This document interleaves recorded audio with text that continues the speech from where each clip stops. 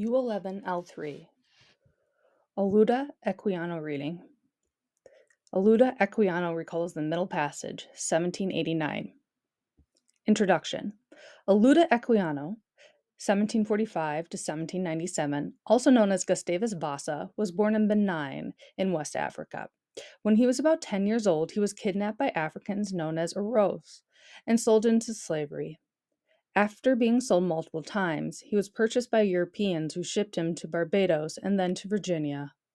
Ultimately, Equiano gained his freedom, moved to England, became a Christian missionary, an abolitionist, and wrote his life story. In the excerpt below, he recounted his experience of the brutal Middle Passage across the Atlantic to the Caribbean. Until recently, most historians trusted Equiano's autobiography. However, in Equiano, the African biography of a self made man, Vincent Coretta presents evidence that suggests that Equiano was probably born in South Carolina. Although this possibility certainly undermines one's confidence in the truthfulness of Equiano's narrative, it seems likely that he drew on stories that he had heard of the Middle Passage, if indeed he did not experience it firsthand. The first object which saluted my eyes when I arrived on the coast was the sea and a slave ship, which was then riding at anchor and waiting for its cargo. These filled me with astonishment, which was soon converted into terror when I was carried on board. I was immediately handled and tossed up to see if I were sound by some of the crew, and I was now persuaded that I had gotten into the world of bad spirits and that they were going to kill me. Their complexions too different so much from ours, their long hair and their language they spoke, which was very different from any I had ever heard, united to confirm me in this belief. Indeed, such were the horrors of my views and fears at the moment. Then, if 10,000 worlds had been my own, I would have freely parted with them, all to have exchanged my condition with that of the meanest slave in my own country. Question 1. What was Equiano scared that the white men would do to him? When I looked round the ship, too, I saw a large furnace or copper boiling, and a multitude of black people of every description chained together, every one of their countenances expressing dejection and sorrow. I no longer doubted my fate, and, quite overpowered with horror and anguish, I felt motionless on the deck and fainted. When I recovered a little, I found some black people about me, who I believed were some of those who brought me on board, and had been receiving their pay. They talked to me in order to cheer me, but all in vain. I asked them if we were not to be eaten by those white men with horrible looks, red faces, and loose hair. They told me I was not. Soon after this, the blacks who brought me on board went off, and left me abandoned to despair. I now saw myself deprived of all chance of returning to my native country, or even the least glimpse of hope of gaining the shore, which I now considered as friendly, and I even wished for my former slavery in preference to my present situation, which was filled with horrors of every kind, still heightened by my ignorance of what I was to undergo. I was not long suffered to indulge my grief. I was soon put down under the decks, and there I received such a salutation in my nostrils as I had never experienced in my life.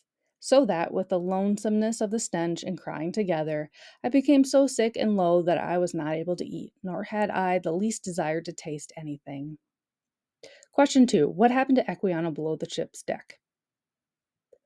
I now wished for the last friend, death, to relieve me. But soon, to my grief, two of the white men offered me edibles, and on my refusing to eat, one of them held me fast by my hands and laid me across, I think the windlass, and tied my feet, while the other flogged me severely. Question 3. What did the slave traders do to Equiano when he refused to eat? I had never experienced anything of this kind before, and although not being used to the weather, I naturally feared that element the first time I saw it. Yet, nevertheless, could I have got over the nettings. I would have jumped over the side, but I could not. And besides, the crew used to watch us very closely, who were not changed down to the decks. lest we should leap into the water, and I have seen some of these poor African prisoners most severely cut for attempting to do so, and hourly whipped for not eating. This indeed was often the case with myself. Question 4. What do some Africans try to do to escape? Why doesn't this work well? In a little time after, amongst the poor chained men, I found some of my own nation, which in a small degree gave ease to my mind. I inquired of these what was to be done with us. They gave me to understand we were to be carried to these white people's country to work for them. I then was a little revived and thought if it were no worse than working, my situation was not so desperate, but still I feared I should be put to death. The white people looked and acted as I thought in so savage a manner, for I had never seen among any people such instances of brutal cruelty.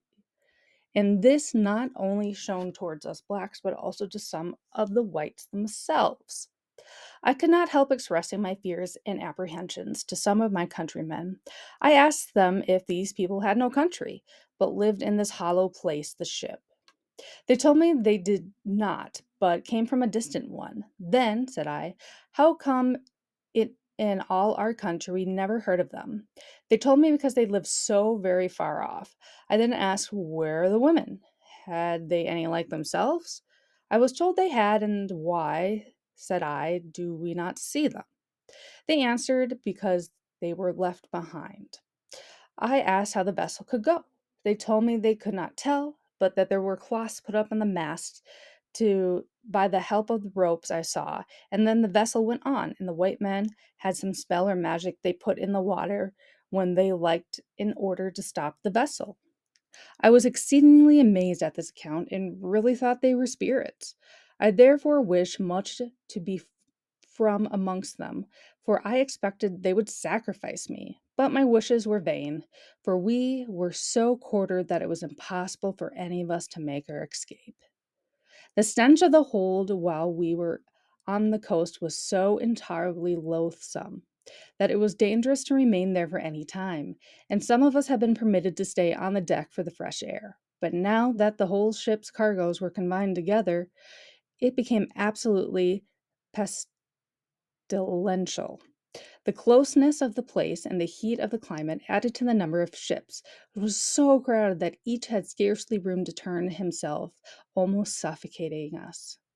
The produced copious precipitations, so that the air soon became unfit for respiration from a variety of loathsome smells, and brought on a sickness among the slaves, of which many died, thus falling victim to the improvident avarice, as I may have called it, of their purchasers. This wretched situation was again aggravated by the galling of the chains, now become insupportable, and the filth of the necessary tubs, into which children often fell and were almost suffocated. The shrieks of the women and the groans of the dying rendered the whole a scene of horror almost inconceivable. Happily, perhaps for myself, I was soon reduced so low here that it was thought necessary to keep me almost always on deck, and from my extreme youth, I was not put in fetters. Question 5. What were the living conditions like for Africans on the boat? Give me at least 3 details for the reading. One day, when we had a smooth sea and moderate wind, 2 of my wearied countrymen were chained together. I was near them at the time, preferring death to such a life of misery, somehow made through the netting and jumped into the sea. Immediately, another quite a dejected fellow, who, on account of his illness, was suffered to be out of irons, also followed their example, and I believe many more would very soon have done the same if they had not been prevented by the ship's crew, who were instantly alarmed. Those of us that were the most active were in a moment put down under the deck, and there was such a noise and confusion amongst the people of the ship as I never heard before to stop her and get the boat out to go after the slaves. However, 2 of the wretches were drowned, but they got to the other and afterwards flogged him unmercifully for thus attempting to prefer death to slavery. Question 6. What happened to the Africans who jumped over the ship? In this matter, we continue to undergo more hardships that I can now relate, hardships which are inseparable from this accused trade. Many a time we were near suffocation from the want of fresh air, which we were often without for whole days together. This and the stench of the necessary tubs carried off many. At last we came in sight of the island of Barbados, at which the whites on board gave a great shout and made many signs of joy to us. We did not know what to think of this, but as the vessel drew nearer, we plainly saw the harbor and the other ships of different kinds and sizes, and we soon anchored among them off Bridgetown. Many merchants and planters now came on board.